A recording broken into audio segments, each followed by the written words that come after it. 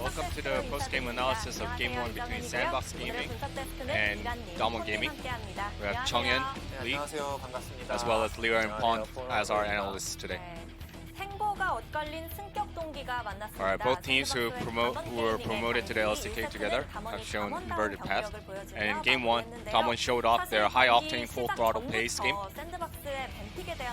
And a lot of criticisms came along and worrisome came along for SANDBOX draft. Well, SANDBOX took away Showmaker's Soul, and then DWG took Set as a flex pick. And SANDBOX answered back with Wukong. It's not a really a good blind pick in the top lane, and this Wukong and Lee Sin were questionable picks. I think that SANDBOX put a lot of pressure onto Fate. And there were no dive play merits coming in from the top lane. And for DAMWON Gaming, due to the hasty jungling of Nidalee and also preventing Wukong's potency with Renekton, were some great picks from their end. SANDBOX showing off some questionable drafts. And Onflick wasn't able to cover for Wukong when the dive play was ongoing from DAMWON's end. A lot of people may think that they should have been Lee Sin should have been covering Wukong, but it's not as easy. So Nidalee has the turn to go for gank. And that spear wasn't meaningless. This was basically waiting until a 4-minute mark, and he presses a recall, just waiting for the 4-minute mark. And as soon as the 4-minute mark hits, he places the trinket ward and then completes the recall. And right now, Lee Sin is going for the Gromp, and it was spotted by the ward. So Nidalee gets the Raptors and then comes in with convenience. And then she throws out the spear onto the Gromp.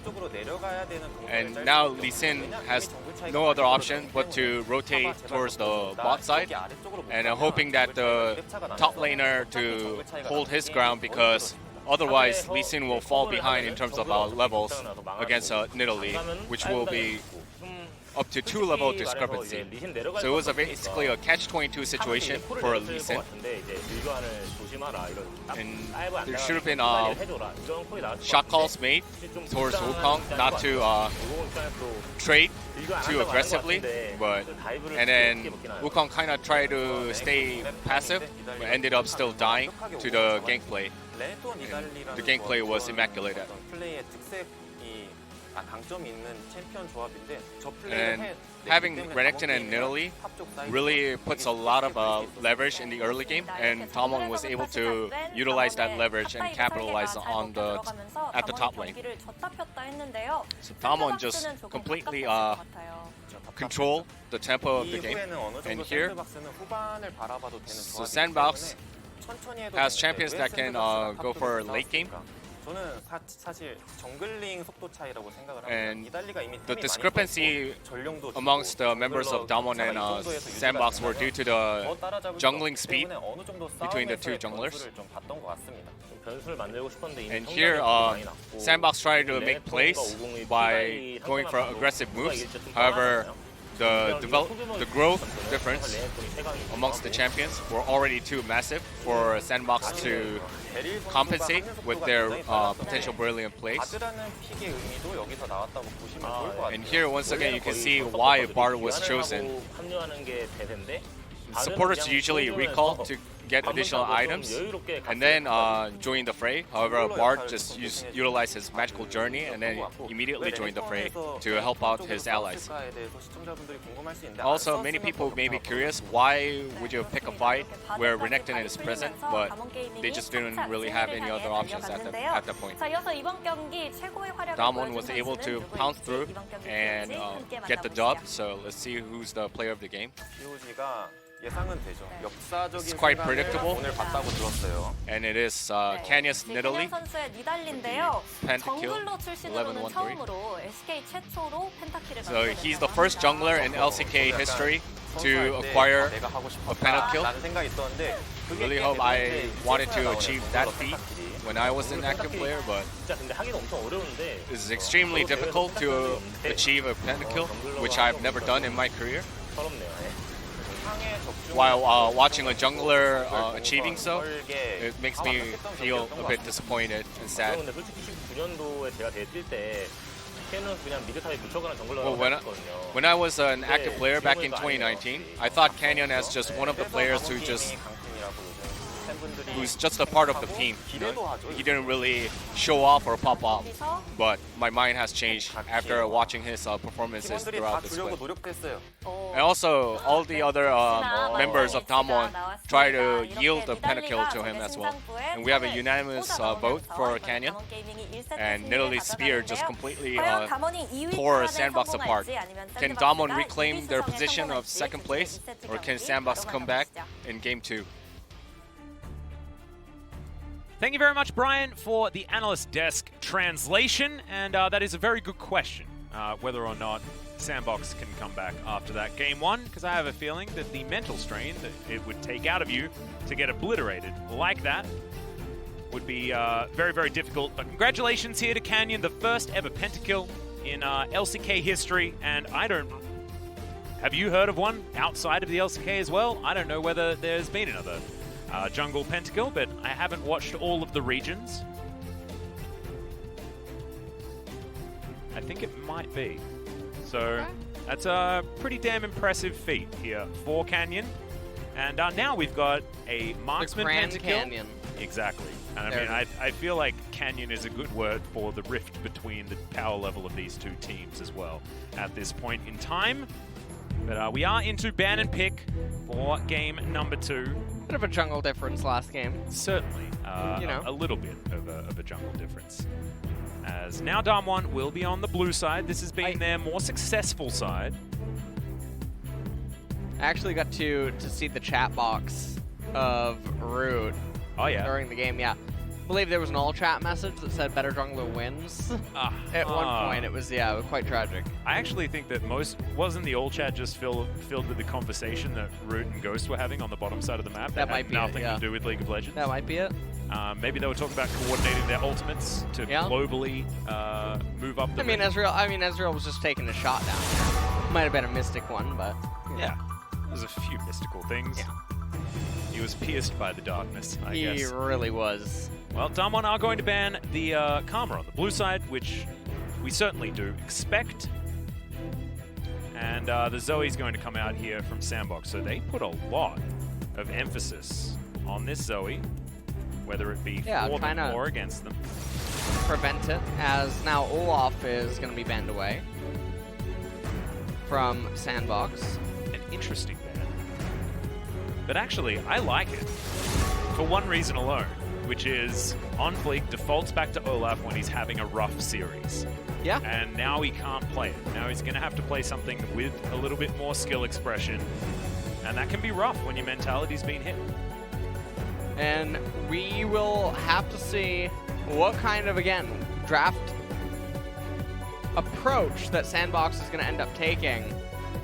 Mentioned at the end of last game, perhaps just trying to accept that they're not going to win fire versus fire. And even if they do manage to get ahead, the lead that they would need in order to actually convert it into something impactful enough in the later stages of the game would be extremely unlikely.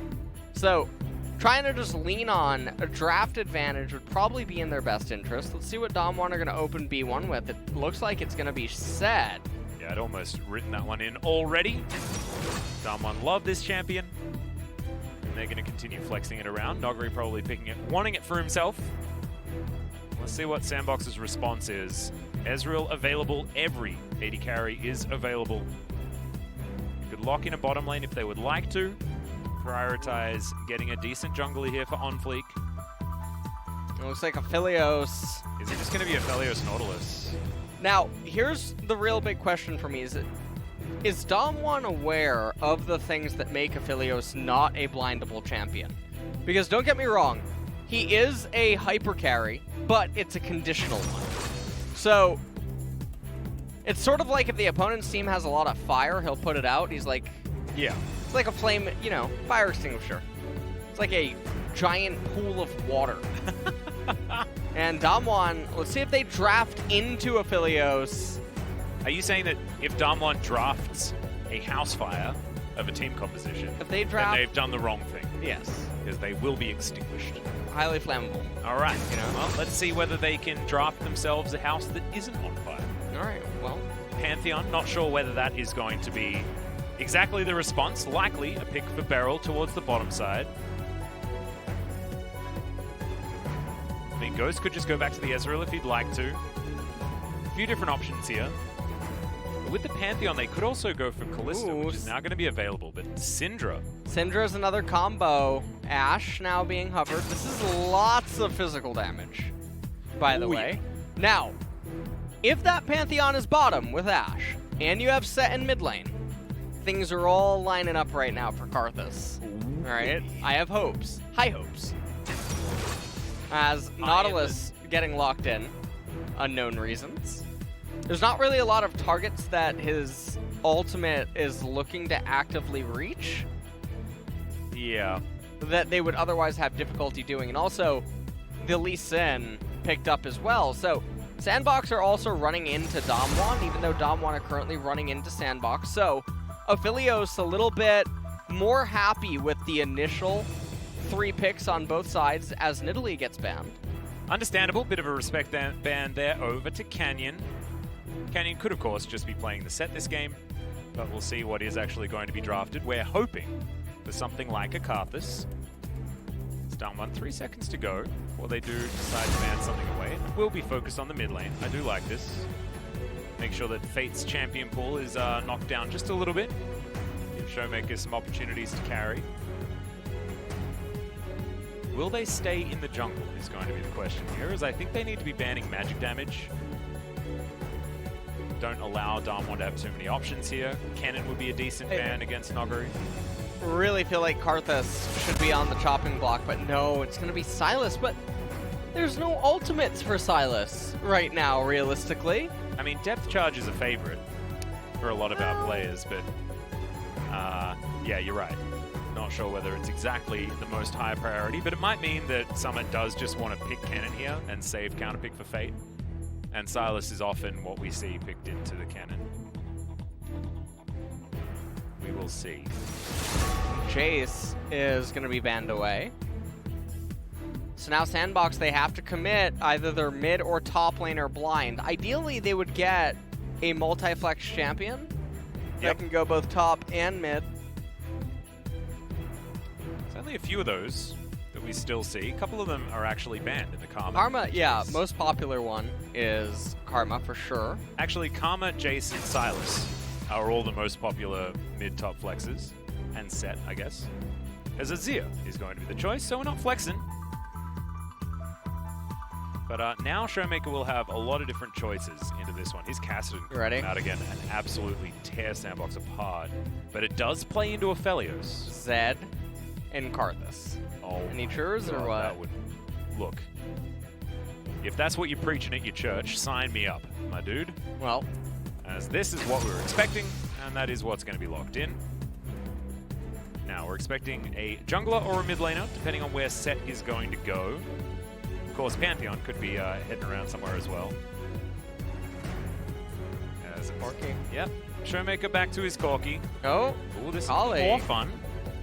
and so this is all very, very short range, hard engage, and SANDBOX get to respond to it. So let's see what their approach is going to be. Obviously, Corki and Ashe do have some poking potency, but for the most part, SANDBOX, their R1 Aphelios has been, for the most part, entirely rewarded.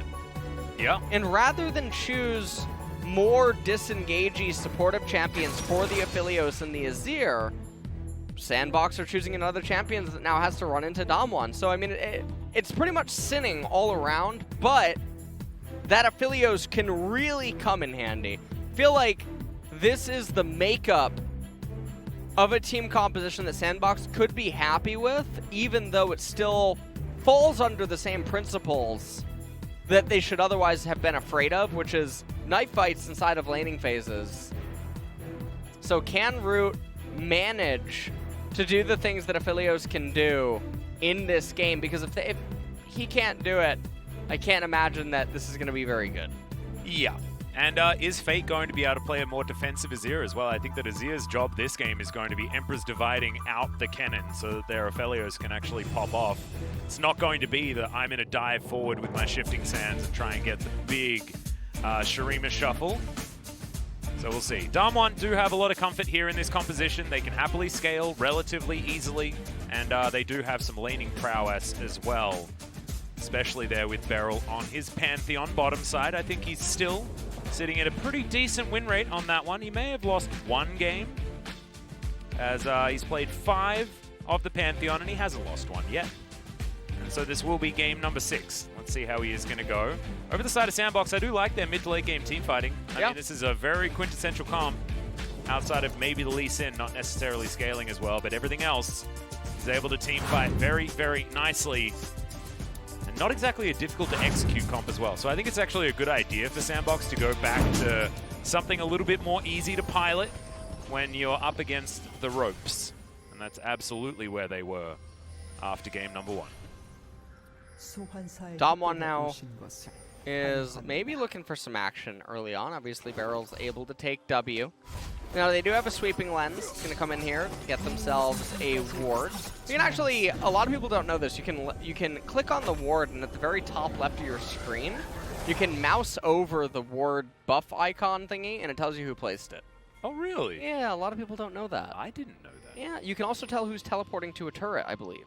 Really? By like clicking on it and having a look at the buff? Yeah, I believe it tells you who is coming in. I think Chovy said that actually in an interview. That's really recently. Cool.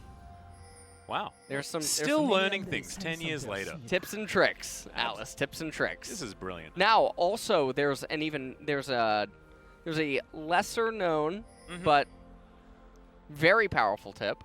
Oh yeah. You can actually play Annie to get into gold. Oh really? Yeah. And so what do? Do you put bears on people? Is that sort of the plan? With you that? press R. Right. Cool. You know. And that puts the bear on people. Yeah, okay. Yeah. Oh, that's one of the lesser known ones. Well, there we go. Just pick Annie, I guess, is going to be the thing.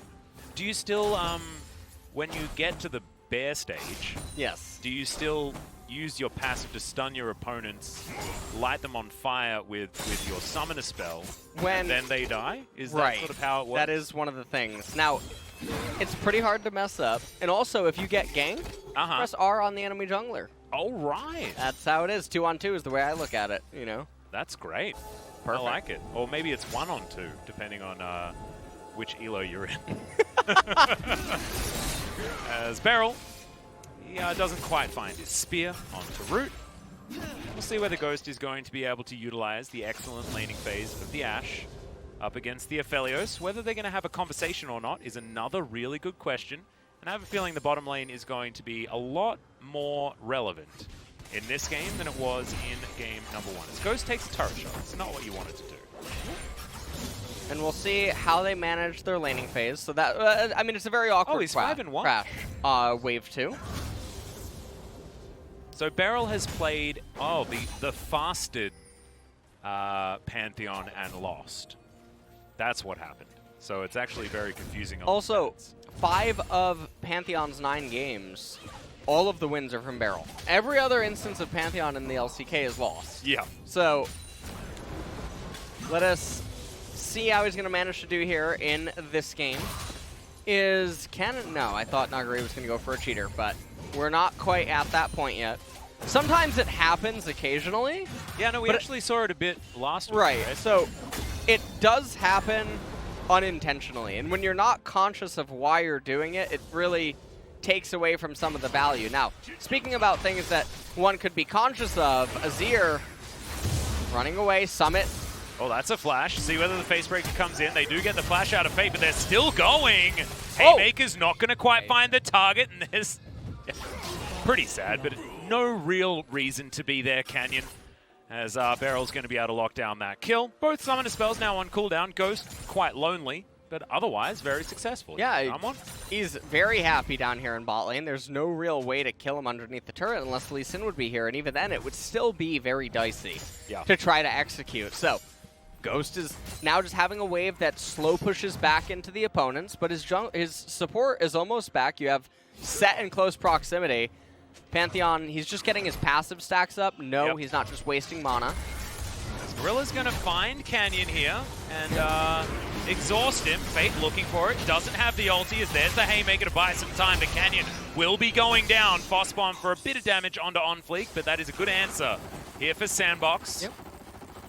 And so it's going to be 1-for-1. OnFleek is going to come in here into mid lane. Place the control ward, finds a ward for himself, and you can see Nuggery up here really trying to put on a lot of pressure. Gorilla making his way back to the lane. He's taking a lot of damage here as Ghost with the autos. Trying to get that damage down, and Beryl going to be respected there by Gorilla. Flashes out of the way of a potential spear to the face. But that is not how he wanted to re-enter this lane. Yeah.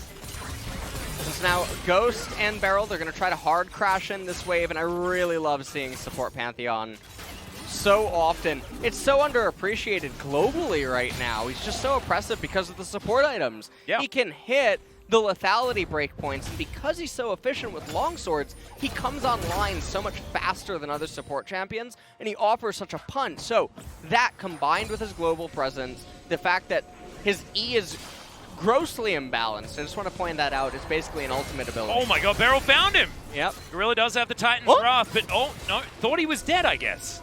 But he's not. Flash is on cooldown. If there's an Ashe here, no, she's not here. Well, he's gonna get out. Yeah, I'm not. It's a whoopsie. That was definitely a pretty big blunder. Yeah. I'm not sure why he thought he killed him. To go back to your point, though, I mean, we recently saw, it was Kaiser, wasn't it, for Mad Lions that picked up Pantheon support as well over in the LEC. We have seen him cropping up here and there, and I think that it is a lot of Beryl's influence. You see, I want to point out really quickly, that gank attempt that OnFleek's going for, it completely requires Nuggery to blunder in order to make it work, because the wave is pushing away from Wukong. So. In the replay here, I actually misspoke. I said Summit. I meant Smite. Canyon cast the Smite to get access to the movement speed. Right. From Nimbus. Mr. Pan. Yep. 바텀에 He also 주도권이 avoids having to walk around. 나 베 있어. 하거나 필요하면 써. Mr. Fan? I don't know.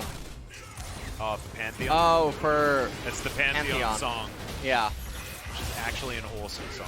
You guys Apparently. haven't seen it? It's all in Korean, but it's great. I think that it's subtitled on YouTube. Okay. Yeah, go check that one out. That's a good depth charge there as Canyon's going to move on in though. OnFleek in position. Whoa. Great kickback. But Beryl keeps himself alive for a very long time. Not going to be long enough as both supports are going to be traded. 2 for 2. As far as the kill score, DAMWON still in the lead by just a little bit. Yeah. And Showmaker not really accruing a super edge currently here in mid lane. Azir coming over, getting his blue buff right now. Ghost has his wave slow pushing away. And one of the interesting and also unfortunate things is the Merc Treads picked up on Wukong super early. Not that the boots are necessarily super bad, but there's so much on hit on the side of DAMWON. Yeah. That you do want to get access to armor as well in later stages of the game. Summit going for the trade here. Yeah, he's looking for an actual kill here, but the Ignite goes down and Summit has to flash. Yeah, I don't know. Canyon's in position. Yeah, this is very... Oh, Hex Flash available. There's what? A face breaker, and What's that's he doing? Very, very dead root. Plummet? It's definitely, I mean, from the second that the trade started, you're basically able to deduce from my voice that it's peculiar. Yeah. Is basically the way to say it. Yep.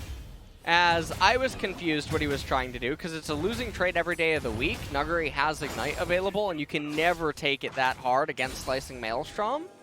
And it's not like Summit has any way to outplay anything, nor is his jungler in close proximity. So really just a lot of the SANDBOX members looking very, very tilted.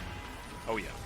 In today's match. It's likely a result of Game 1 going the way that it did, to be perfectly honest. But we're going to have a look at this bot lane gang. Decent kickback there to guarantee the kill onto Beryl. And On Fleet going to survive. But Gorilla not going to be so lucky. So everything was pretty even up until this. I mean, Cannon underneath the turret would just go to waste. And so Summit is basically saying, like, yeah, I'm going to trade with you. Take a look at the minimap. Lee Sin and Nautilus about to maybe consider getting Cloud Drake. And there's no world where the trade's ever good. He can't get Cannon low enough in order to do a follow-up joust where maybe he could kill Cannon. And he was willing to actually give up a Cannon minion to do that trade. So you have to really justify it being worth, and there's just not a universe where that one ever is. So right now, Nuguri in live is feeling super, super comfortable. In SANDBOX, I mean, this is another one of those games where their jungler is just not layered with the players. Yeah, not really working out. They were able to get the first Drake. It's only a Cloud, but yeah, still SANDBOX do gather that for themselves like they did in game number 1. Next one going to be an Infernal up in 3 minutes time as Gorilla trying to clear out that ward. He's going to get punished for it as Dredge line pretty short, but the arrow has to be flashed. Gorilla seems to constantly have his flash on cooldown this game. DAMWON exerting a ton of pressure down in bottom. Good package. Yep. Delivered to no one here. And you can see the wave, I mean, it was pushing into Nuguri, and you know that Lee Sin's on the left-hand side, but Nuguri not wanting to just let the wave come in. Rift Herald being started up. Yep, Beryl holding the mid wave. Ghost is going to join him. Summit and Nuguri just fighting towards the top side, and I think SANDBOX know. They're most likely not going to be able to win a fight over here because Nuguri does have his ultimate. And Summit not going to be able to get any sort of priority, so they do give this one up. Shelly going to go over to Canyon. SANDBOX try and do what they can, shoving out this mid-wave. And Root is going to do what he can to get whatever lead he can get on the bottom side of the map. On Fleek discovered here by Ghost. And the flash is going to come out, so you do get that from Ash. That's definitely high value, as now Canyon breaks Summit's face, who's going to go into his decoy. Good haymaker there. Make sure Canyon's alive. But yeah, Summit's just going to run around the Rosie for a moment as Emperor's Divide comes in. Teleport going to be cancelled. Yeah. Meanwhile, on the bottom side, a bit of a dive here as the Ashe is going to fall. Going to try and mitigate as much damage as possible here as Beryl makes it a 2-for-1 in the end. Not as bad as it could have been. 2-for-1 in the end, and the really bizarre thing is Fate canceled Corki's teleport, even though letting it channel would have been the correct play, so that Fate could just crash in waves and try to get some turret plates for himself, because there's 5 plates in mid lane. Yeah. And Corki going up to top lane would have meant that the turret gold would have been dispersed between 3 members, and Corki wasn't getting any XP or gold from minions. So even that just... I'm interested in pro views here of these pro players in this moment, because does Fate actually F-key top lane and see, hey, wait a minute, Corki's not going to anything? And so just take a look at this. Herald's going to go down. Watch when Corki TP's in. What is he TPing in for? I'm not really sure, because you're sharing it with 3 champions. Wukong was 100% dead. And so Showmaker makes a bit of a blunder decision, and then look at Fate on the minimap. So down here in bottom, though, SANDBOX, they do fight back a little bit. Easy coordination of kills.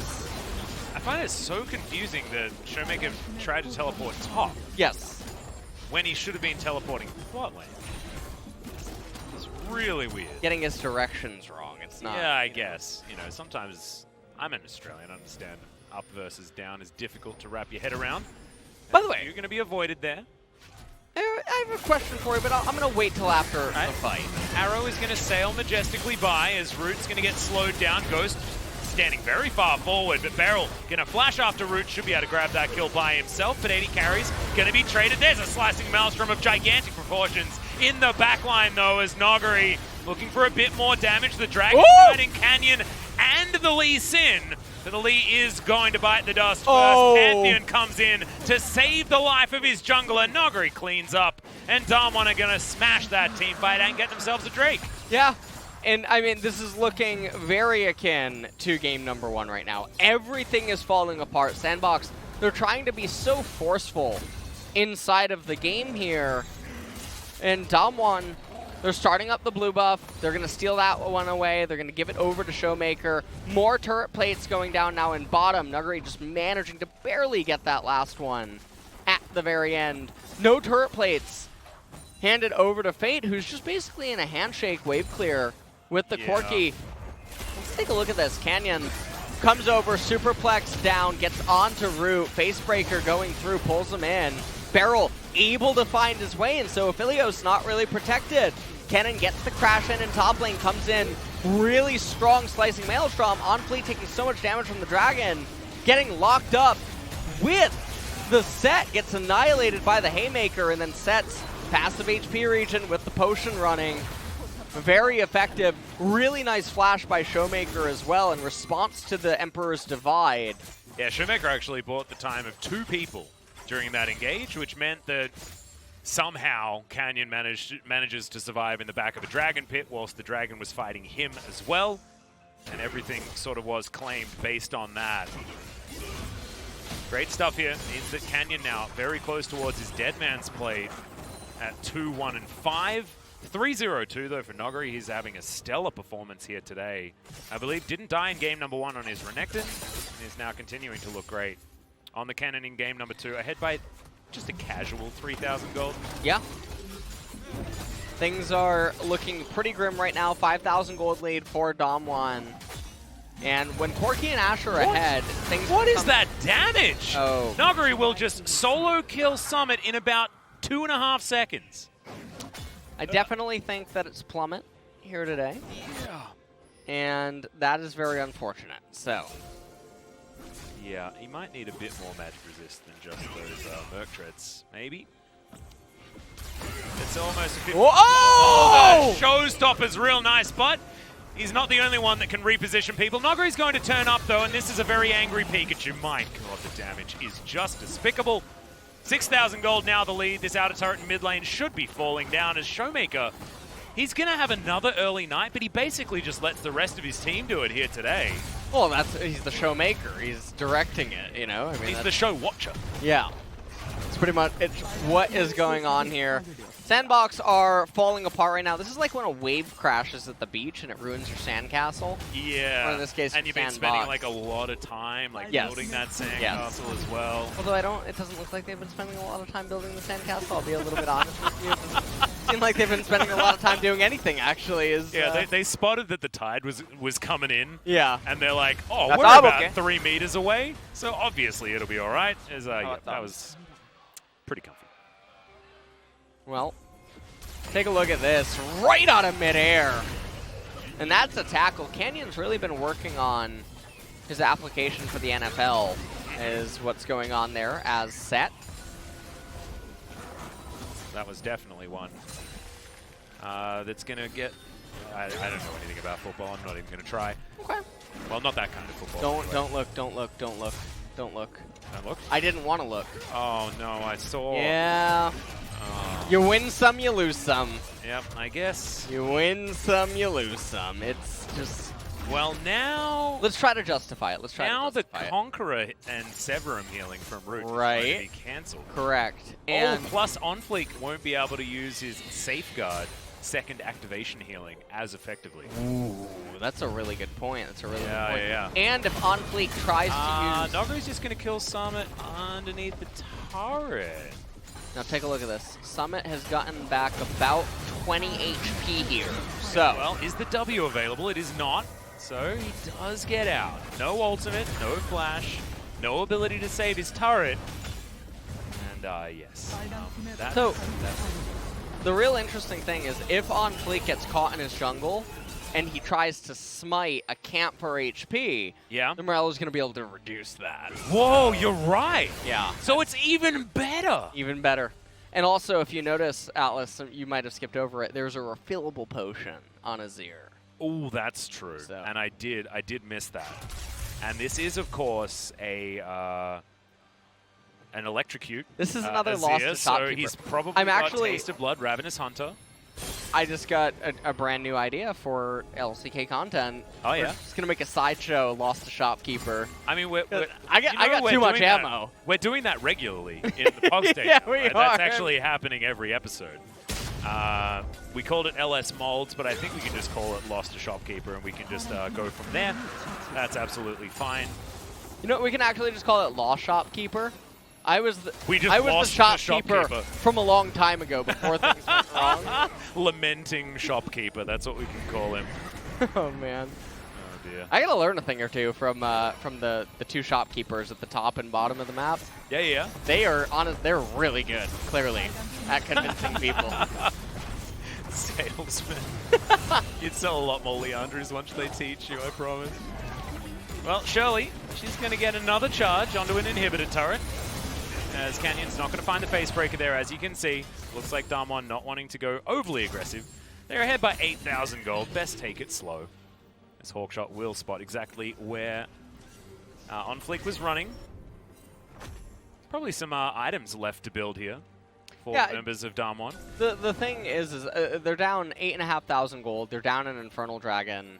And the item completions are just going to be so oppressive because when Corki and Ashe are ahead, it's very hard to stabilize against them. The Wukong is also a non-factor, so we like to say that he's a Malphite that has follow-up when he goes for his engage because he wakes up out of his Cyclone very effectively with his follow-up skills. But Malphite sort of goes in, he presses R, slams the ground, says Rockman mad, and then sort of tries to run away and then rejoin the fight maybe later when his Q's back up and his passive. But Wukong, in this instance, when he's so far behind, he's not dealing damage, down base levels.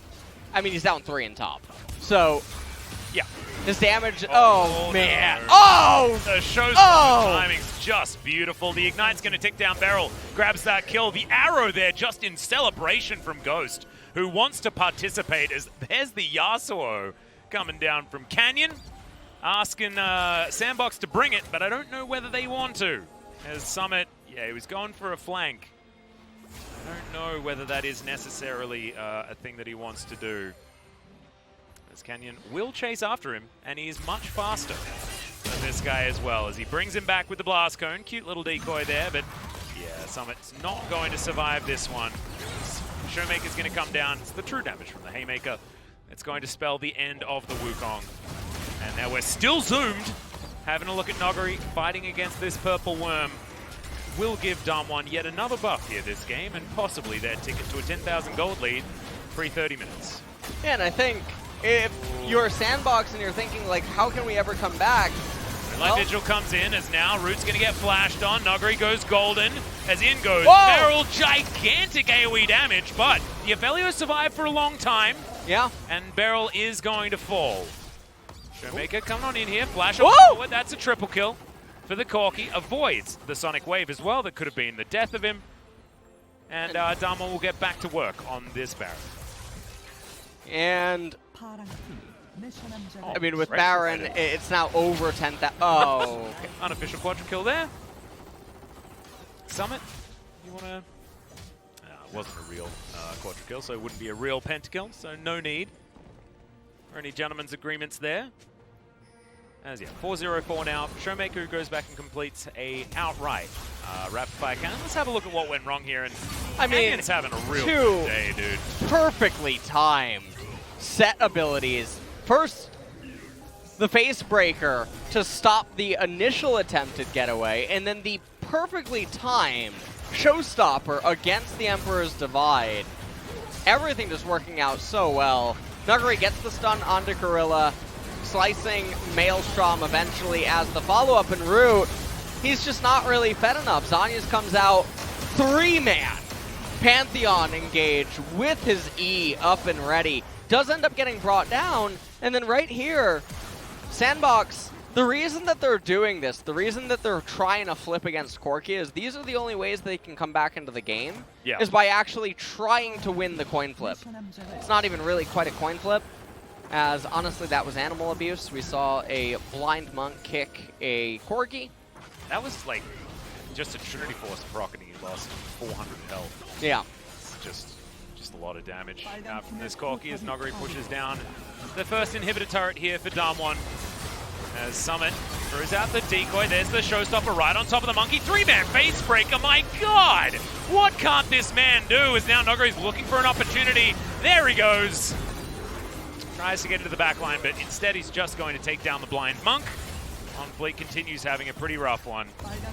As DAMWON will break 2 inhibitors and look for the end.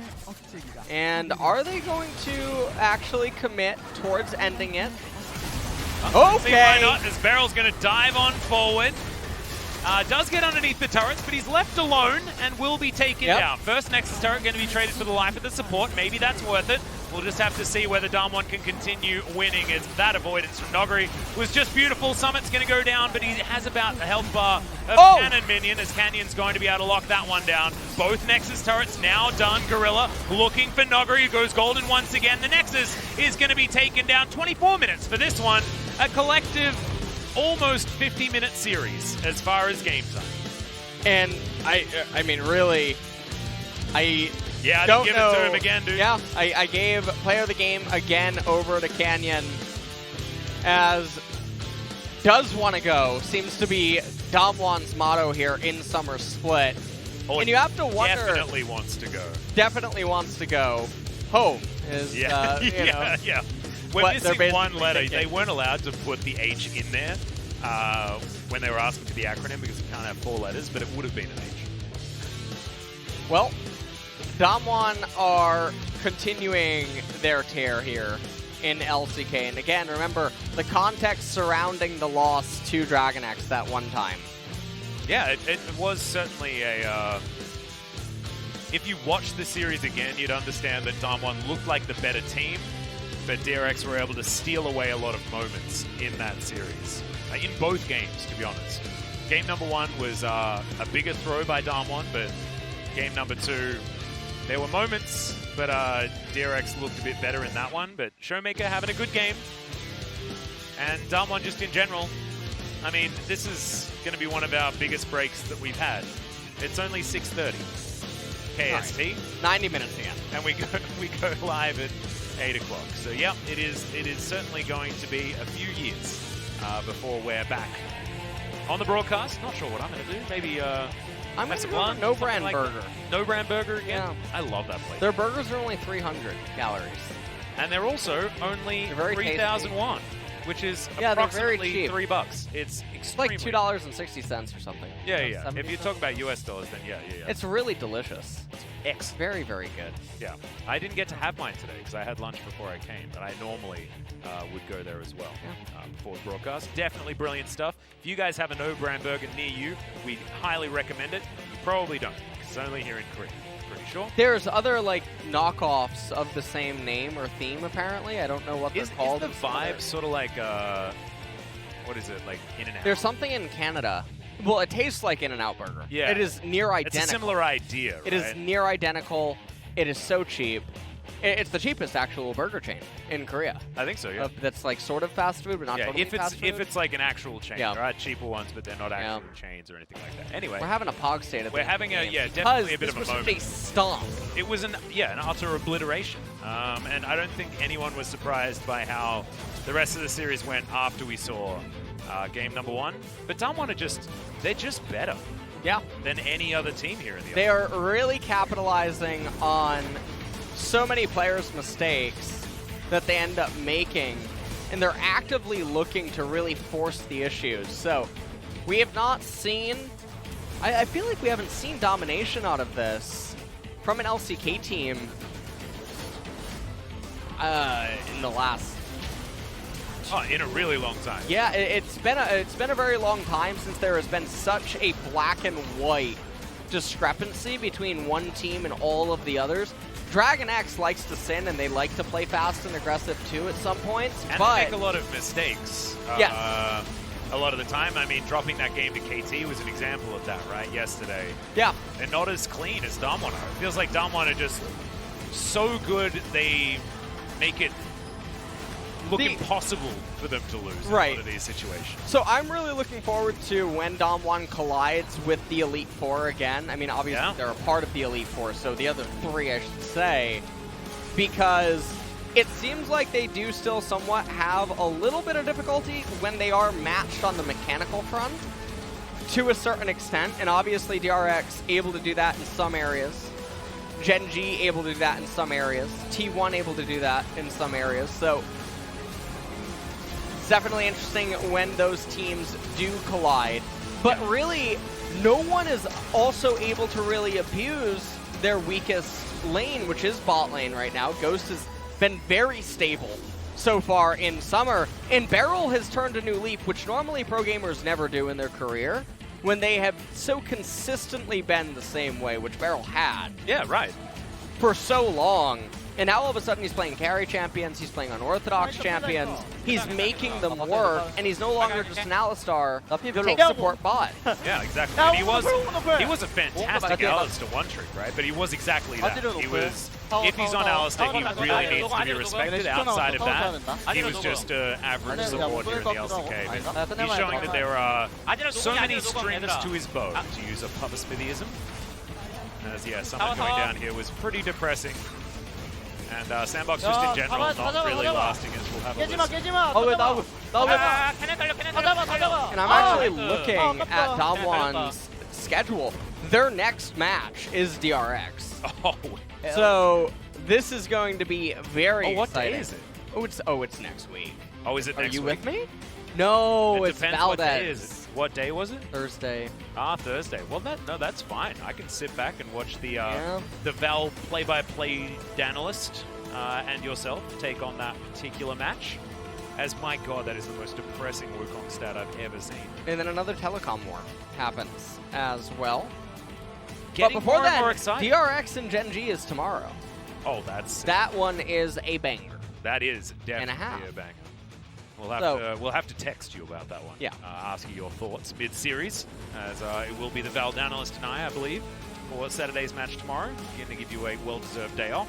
After we're going to have a lot of time to ourselves. It's Noggery going to be grabbing the player of the game. I don't mind this one. 5-0-5 on the cannon. Utterly schooled.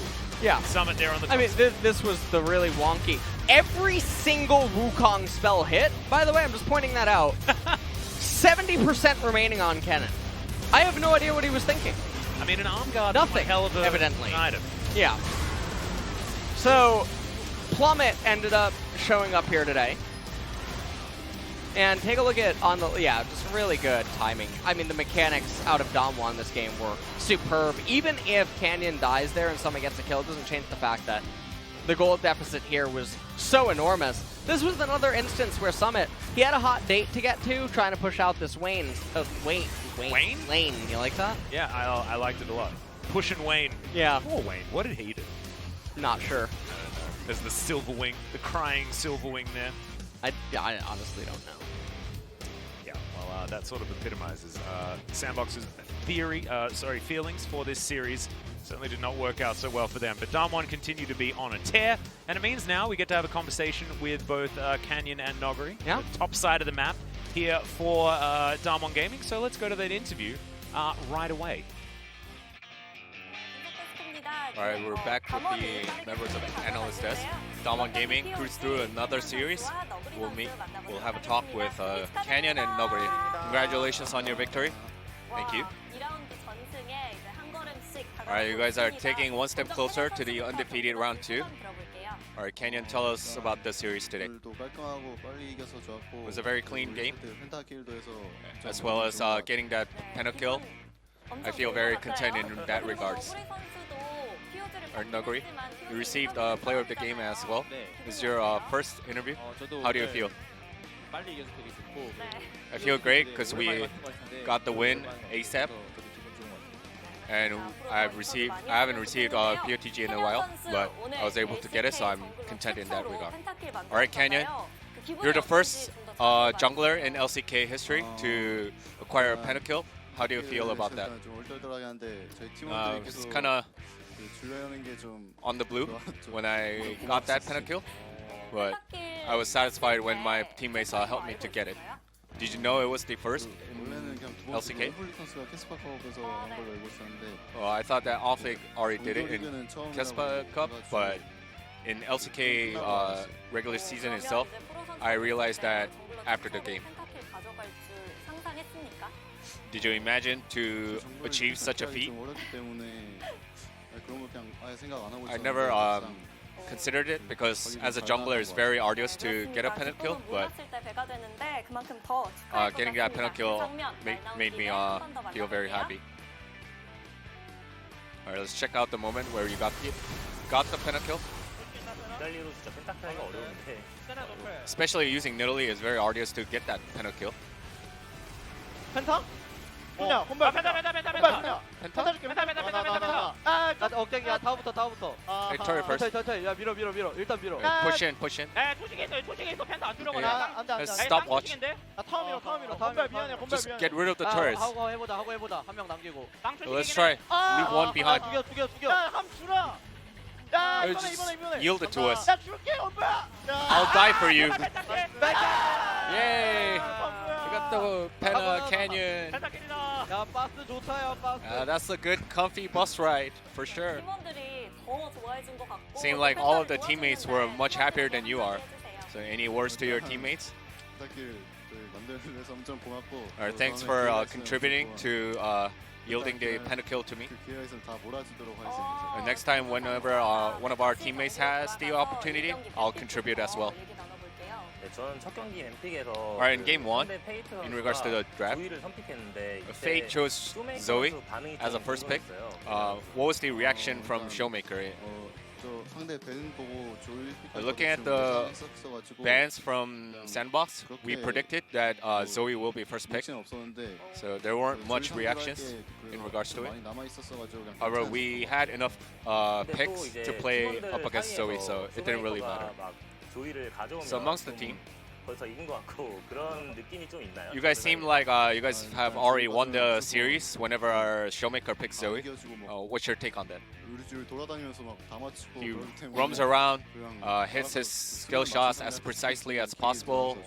Whenever he gets that trouble bubble onto his targets, then he translates that into kills, so that's why we feel comfortable. Canyon, you've been performing very well recently. We were able to contribute to help the solo laners to carry the game. This wasn't really shown in tournament matches in the past, but now you guys are starting to delineate that. How do you feel about it? Alright, while I play, I have the mindset of trying to propagate the snowballs for my solo laners. So that's the mindset I go into every matchup. I think you're a brilliant jungler as well. Much appreciated. And the voice comm just earlier, Ghost was shouting that bus rider is comfy. So a lot of the critics mentioned that Ghost is the hidden hero of DAMWON Gaming. What's your take on that comment? As aforementioned, we try to be very offensive amongst the solo laners and junglers, while Ghost holding his own ground, so I'm very thankful for him to do so. Because other players have been very exceptional, so I wasn't able to get the opportunity to have a POG interview, but I feel great for conducting the interview here. How do you feel? Because there has to be a lot of pressure mounted on your shoulders. Well, I don't have to do much in my respective lane, and I feel very comfortable and I feel very placid because our other teammates are performing exceptionally. Seems like you have been cohesive with your teammates, and how do you guys manage to make such cohesive plays? I think the decrease of my ISO deaths is directly related to our teammates performing extraordinarily. So I don't have to go for so-called clutch or super plays. So I just have to do my job, and that's all I'm focusing on, and therefore I think I was able to gain more stability. How do you feel, Canyon, about Nogori's stability? I just feel like he's doing the same, just like before. He's been doing his job exceptionally well, so it's very great and proud to see him perform well. The pros of DAMWON's series is that getting that 2-0 victory always whenever they get the dubs, especially in a high-paced manner. Or Noguri, I have a question for you. When I used to be an active player, the stylistic aspect of your plays aren't really the ones that want to be on my side as well as on the enemy side. It seems like you have grown a lot in terms of being on the same page with the teammates and making team-oriented plays. What's your take on your development? 그대로 하는 것 같아서 잘은 못 Just 느끼고 있는데 try to do whatever's given to me. 그랬다고 하는 거 보면 저도 모르게 조금씩 I guess I have changed, although I haven't really felt that myself, and I just realized that due to other people commenting on my alterations of playstyle. Is there any particular assignment if you guys don't finish the game ASAP? Like you have to play extra solo ranks or so forth? 플레이를 좀 도전을 좀 많이 Just our stylistically, we are very aggressive. We're very combat oriented, so I think that's why we're able to close out games decisively. Now your next series will be up against DRX, whom you fell to in 1-2. Canyon, your resolution? We lost in a regrettable fashion last time we met DRX. We're going to dwindle our mistakes, and we'll try to get the job and try to carry out the momentum. Alright, Noguri? 저도 DRS전이 너무 진 게 너무 아쉬웠는데 I was very disappointed in my performance versus series in DRX. I'll prep as much as possible and get that revenge. Alright, congratulations once again both to Noguri and Canyon. 개인적으로 너구리 선수가 본인이 바뀌는 거 못 느낀다는 게 인상 깊어요. It seems like Noguri not realizing his changes is actually quite incredulous. Some people do feel it, and it's actually very surprising that Noguri doesn't feel the changes and the improvements.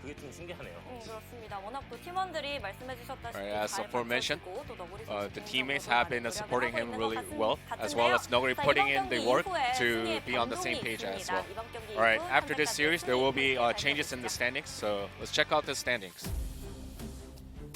Thank you very much, Brian, for the interview translation there. As has been some changes. DAMWON moving up as Gen.G very, very close, but just don't get as many 2-0s as this DAMWON squad does. And the thing about this is Gen.G and DRX, they collide tomorrow night. It's actually the final match. Yeah, this is a huge one. And if DRX wins that one, the DAMWON DRX collision is that much more important because I can't imagine DRX dropping any series to anyone else, and that should almost cement DRX as the first seed heading into playoffs, most likely. So it's definitely do or die for a few of these teams now, DAMWON, Gen.G, DRX, with all of their next matches against one another because they're all neck and neck.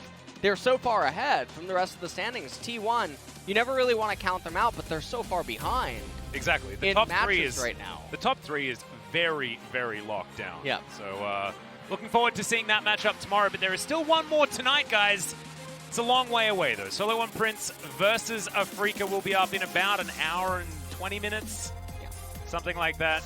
You guys And can do- Afrika, they stomped Eastside teams. We'll see whether they can do it this time around. They'll have a lot of time to work towards it, though, guys. We'll see you after this long break.